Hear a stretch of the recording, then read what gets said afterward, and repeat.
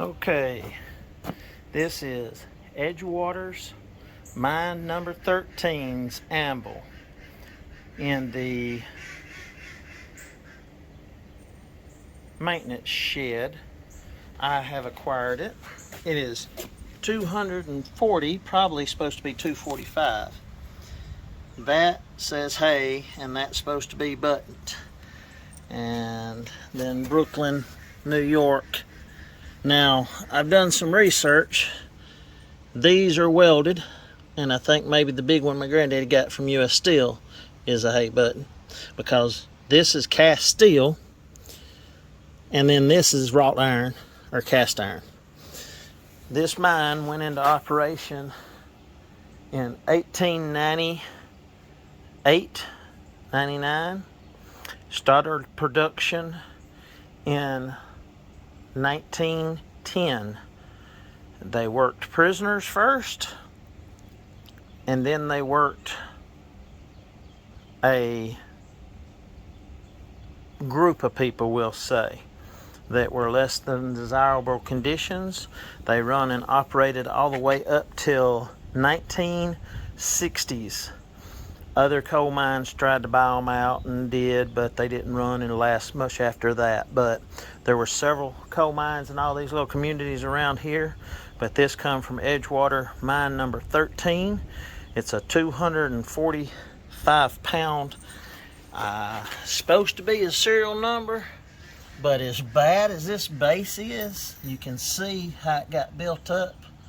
But there's supposed to be a serial number somewhere around the bottom, but I do not see any of it.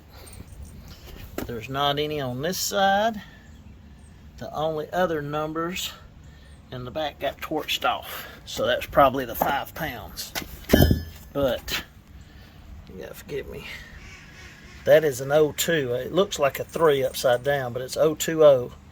So I don't know why. And there's something right there, might be cut marks or whatever, but from the cast iron on, you can't tell.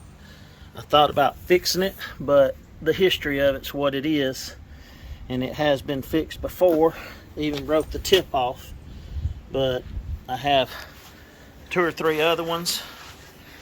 This is the 240, we'll just call it 245 pounder. So it was in operations and being used for 50 or 60 years of its life.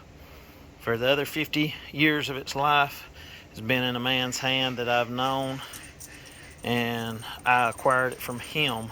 It's most I've ever paid for an anvil, but I'm proud to have it. I'll show you. I've got a Trenton and a Peter Wright inside that I have already redone. This is my Peter Wright. It is about a 110 pounder.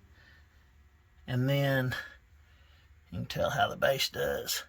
There's the weight number, or stone number, however they did it. And you can see a little bit of it. But I've got the other one back here. This is my Trenton. It's kind of hard to see, but there's the diamond that's on it. I reworked this one. It's on a piece of cherry, bolted and lagged down. But all this stuff gotta go out of here. I get tired of these telemarketers. Start telling them I'm got open range on them. But this one's been redone. The tip's blunt, but it's a 100 pounder. And then I got the big one at the shop. It's a good little working anvil. It's supposed to be at arm's reach straight down, and it's a little bit higher than that, but it'll work. Hope this helps somebody. I got some pictures I'll put in of the Edgewater mine and some of the buildings and the car shops and all. But I got some pictures of the Edgewater mine and some of the operations. I'll take pictures. I looked and couldn't find any of this anvil sitting anywhere in the shop, but there's not that many pictures unless I go get tax records, and all it is going to show outsides of the buildings, which I'll insert some of them here at the end. Try to put a little music with it or something so it's not so boring. But Edgewater, mine number 13, down Birmingport. It was a mining community. I tried to find some stuff on Sandusky Mine where I live, but there's not anything, except my house was built in 1914 when the mine was in operation, and it's a mining house. But appreciate it. Hope you enjoy. Hope this helps somebody out.